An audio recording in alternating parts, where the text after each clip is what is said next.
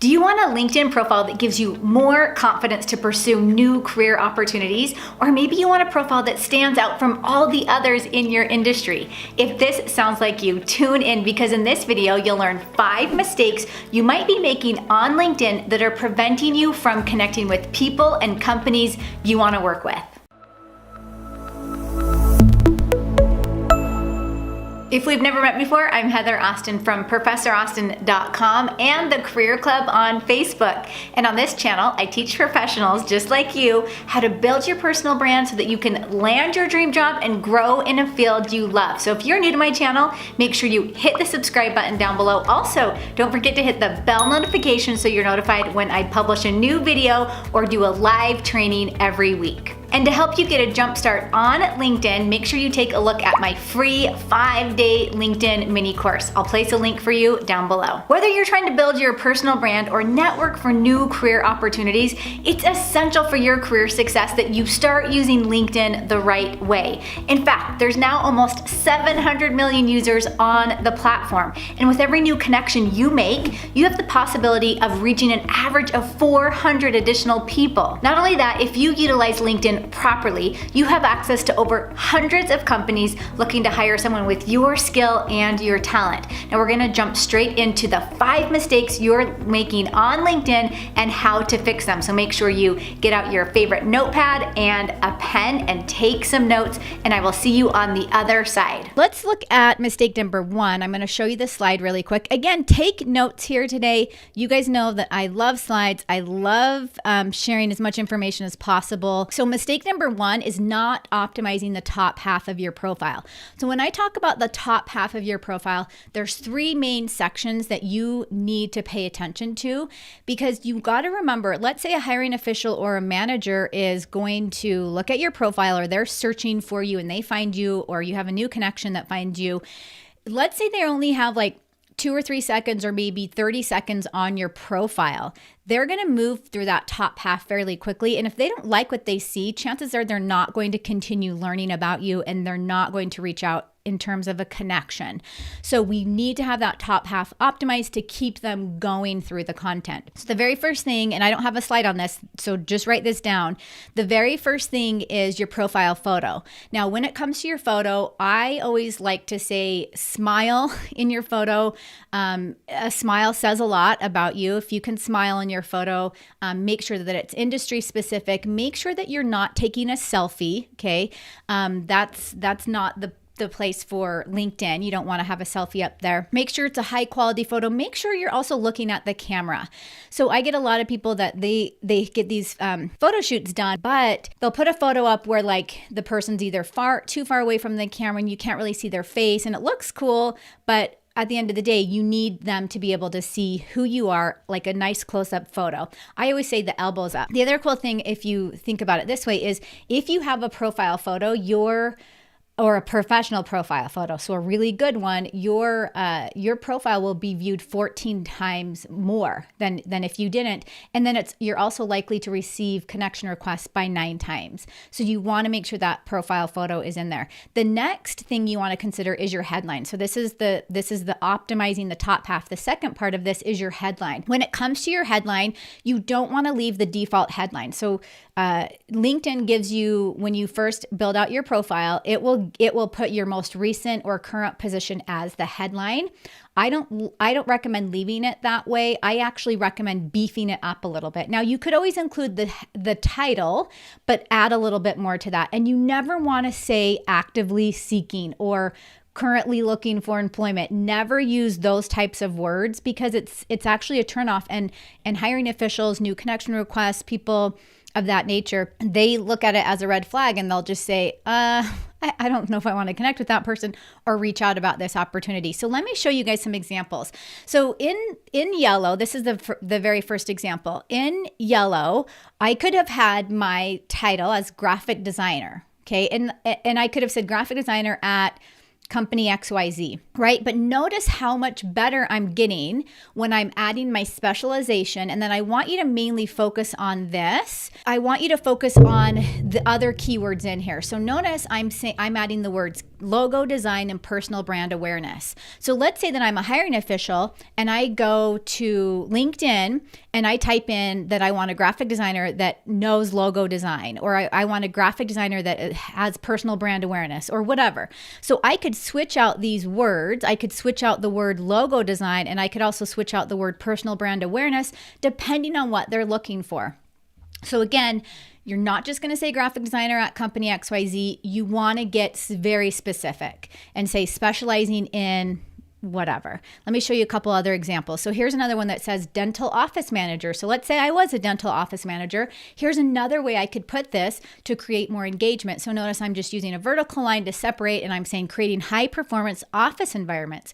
So notice how much better that sounds than dental office manager at company XYZ, right? Let me show you another example. Director of Public Relations and Marketing. And remember, the yellow is in what normally people would put, but now we're adding extra. We are really trying to beef this up. And I do want to make a point here, because I try and stay up with the latest trends on LinkedIn so that when I come here and I teach you guys, I'm sharing with you the most recent and relevant information. I see a lot of people that like jam their headline with so much stuff.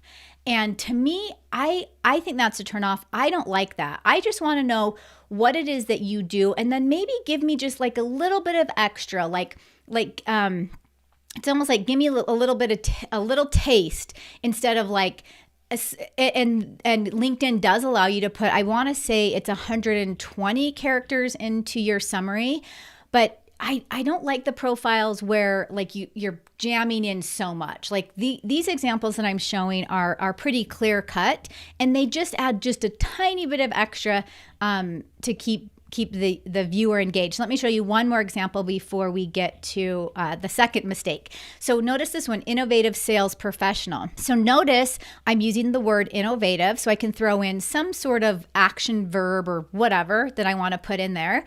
And then I'm saying looking to positively impact a new organization. So you can see that now I'm taking this to like a whole nother level. So rather than just saying a sales professional, I'm putting like a descriptive word in front of there, and then I'm saying I'm looking to do this. And you could switch these out with whatever words and phrases you want to use. Just make sure they're very tailored to your industry. So mistake number 2 is not customizing your public profile URL. So we're going to jump into, oh, sorry, you guys. You know what? I got to jump back because I forgot the second part, or excuse me, the third part of this. And this is why I use slides, because I forget what I'm talking about. I move too fast.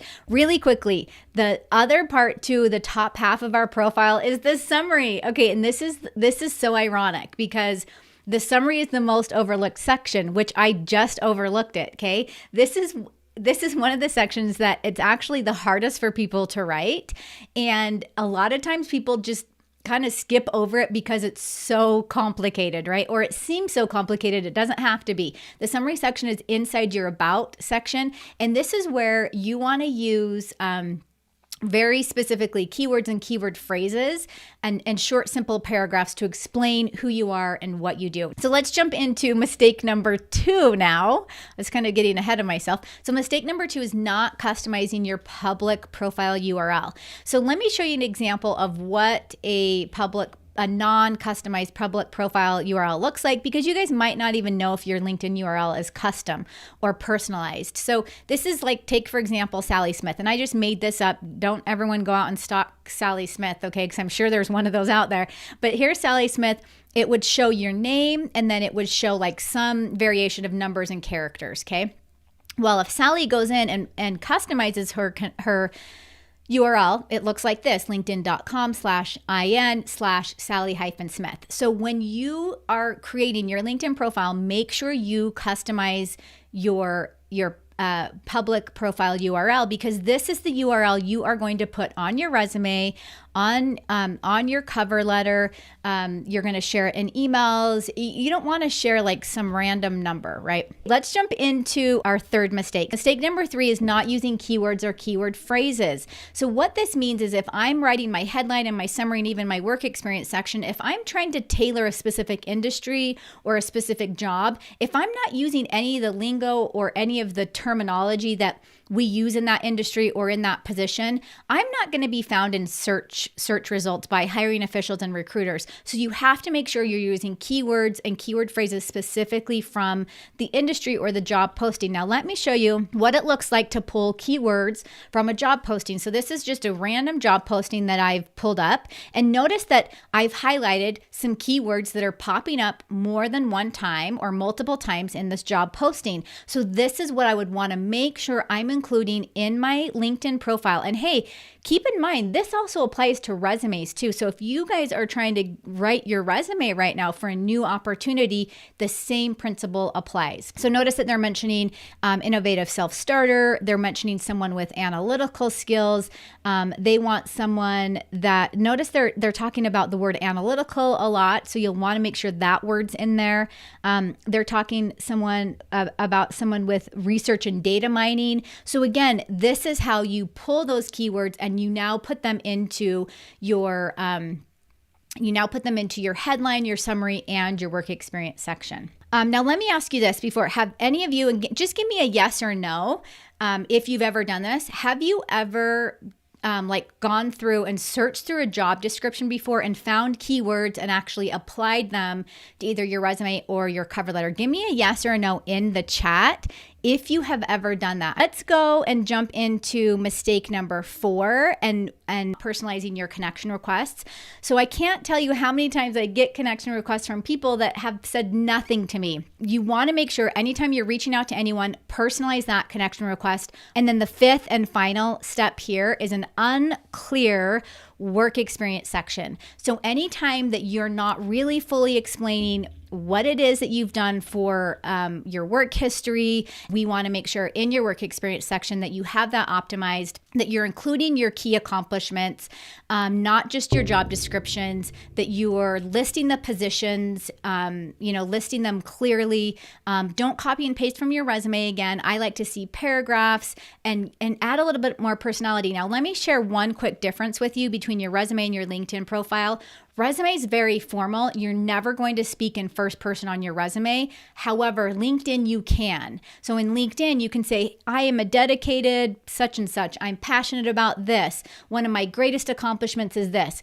Resume writing has a very distinct, it's almost like a different language, right? You're not speaking in first person, and you almost have to write these short, choppy sentences that sometimes don't make sense, but they do. It's weird. Like in the job market, those sentences do make sense.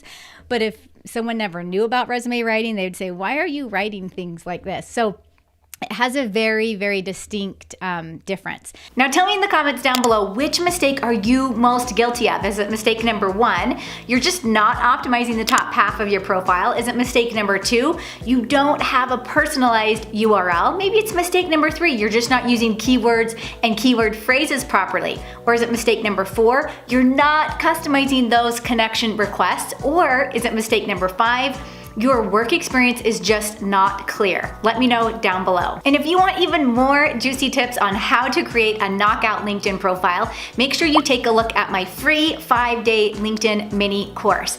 And for even more tips on how to write a really good resume, take a look at this video right here. And if you like this video, make sure you hit the thumbs up button down below. Don't forget to subscribe to this channel, and I will see you in the next video.